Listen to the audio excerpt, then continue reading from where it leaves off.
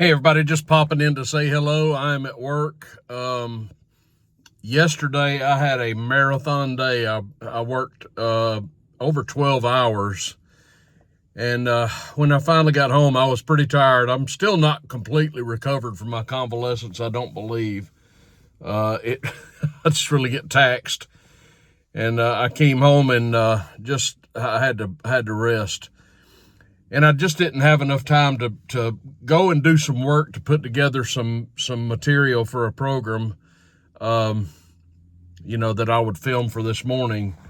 But so that's why today this is the Friday video. I've been trying to be diligent about putting them up, and if I can't, just in case anybody's saying, "Where is he?" Well, I'm right here. But work calleth, and it's got priority, and I'm back at work again today, which is Friday morning. I'm just sitting here waiting for a store to open up. Anyway, today is the big day. I guess I've said all I can say about it. All we can do now is sit back and see what happens, and hope and pray that good things happen. Russia has her agenda. Trump has his agenda, and how they work through that, we shall see. I don't know how long this summit is going to be. Probably just for today, I'm assuming, but I don't know that. I've heard no schedule that's been released.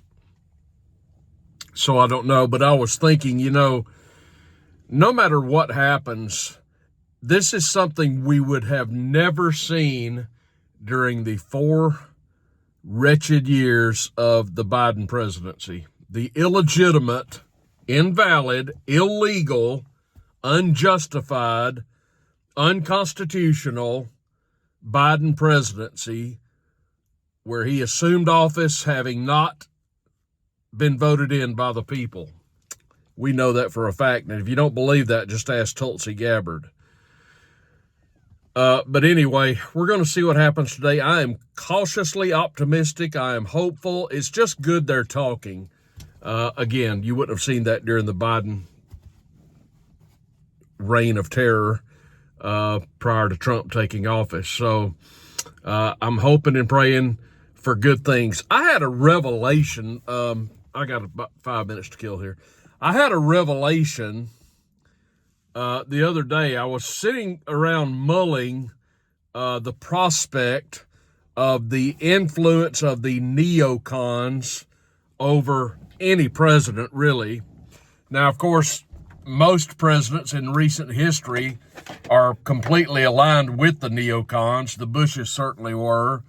Obama certainly was, and Biden definitely was, where we just go and create mayhem all over the world so that we can have a conflict and we can sell arms and, expand the American footprint while at the same time literally bankrupting our nation, something that still isn't being addressed by almost everybody in Congress, save for a couple of people. That's still an issue, folks. Our debt is still staggering. But I think I came up with a way to pacify the neocons. That is Trump's biggest opposition. They're in both parties, of course. You've got Graham in the Republican, Blumenthal in the Democrat. By the way, Lindsey Graham has a formidable opponent for his re-election campaign, which is coming up. His last name is I believe it's, oh my goodness, is it Sam's or Dan's? The guy is fantastic, and apparently from everything I've heard. And one poll that I looked at last evening said that if the election were held today, he would beat Graham in a landslide. There is nobody I want to lose more so than Lindsey Graham. So hopefully this guy will be successful. Whoever, I can't tell you much about him. I don't really know, but he's got to be an improvement over Graham, I'm thinking. But anyway, I've got an idea about how to pacify the neocons. The neocons want us to go and start war all over the world. You name a continent, name a region, name a country.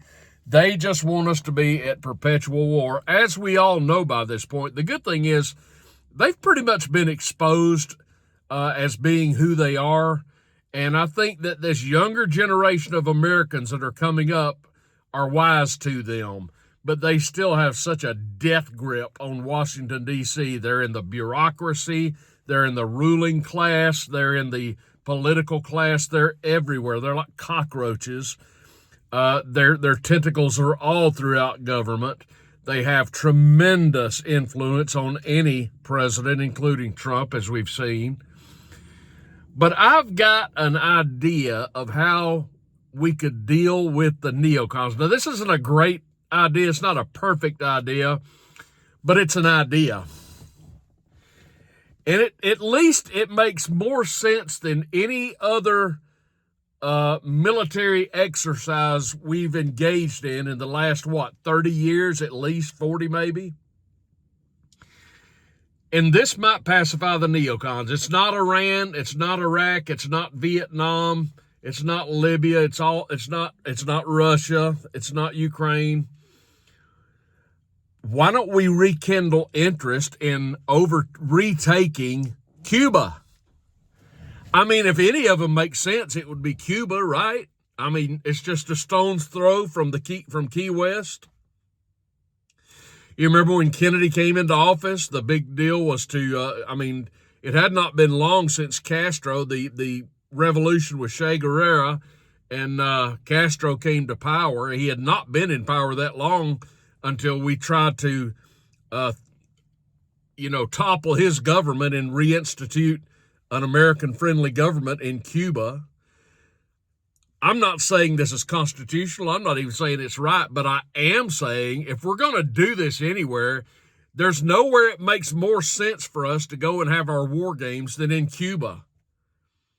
What if the president simply said, boys, we're done with Russia, we're done with Iran, we're done with all these other places. We're done with all this warring overseas, but I'll make you a deal. How about we go and get Cuba? Again, I can't justify it, but if anything makes sense at all, it would be Cuba. Right down there, right off the coast. I mean, I'd like to be able to travel to Cuba. I mean, I've heard it's beautiful, and it was just a tourist mecca before the revolution. So I'm not saying we should do that, but I'm just saying we could throw the neocons a bone, maybe snooker them. May I interest you in another nation, Cuba? Just a thought. All right, I got to go to work. I just wanted to pop in and say hey, and I hope you all have a great weekend. I hope we have some really good news to report when I next see you. Thanks for watching, everybody. I'll talk to you soon.